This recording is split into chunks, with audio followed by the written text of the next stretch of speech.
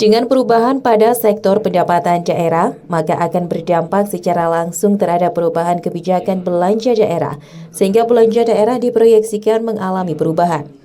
Disampaikan oleh PJ Wali Kota Batu Aris Agung Paiwai, proyeksi perubahannya menjadi sebesar 1.244.549.549.046 rupiah, di mana ada kenaikan sebesar 165.203.777.635 rupiah dari target APBD pergeseran keempat sebesar 1.151.549.411 rupiah. Kenaikan belanja tersebut terdiri dari belanja operasi dan modal. Pada APBD pergeseran keempat dianggarkan sebesar 1.24.306.777.616 rupiah.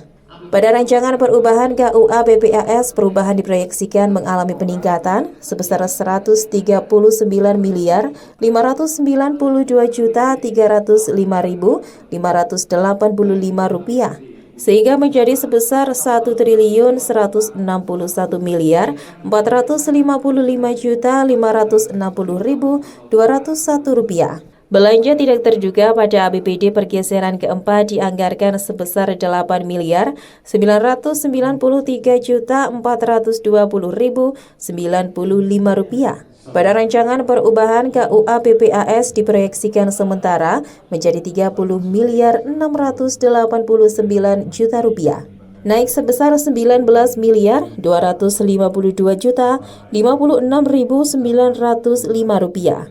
Untuk belanja transfer pada APBD keempat dianggarkan sebesar pergeseran 96.241.571.700 rupiah. Pada rancangan perubahan KUA PPAS diproyeksikan sementara menjadi 102.988.845 rupiah, naik sebesar 6.359.417.145 rupiah.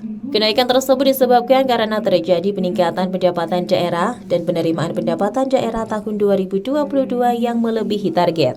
Dengan adanya kenaikan dari sisi belanja daerah, sedangkan dari sisi pendapatan daerah mengalami penyesuaian target, maka pada rancangan perubahan KUA PPAS tahun 2023 terdapat defisit sebesar 253.295.431.760 rupiah. Selain itu, perubahan kebijakan pembiayaan di mana berdasarkan hasil audit BPK terhadap laporan keuangan APBD tahun 2022, nilai silpa sebesar 295.431.760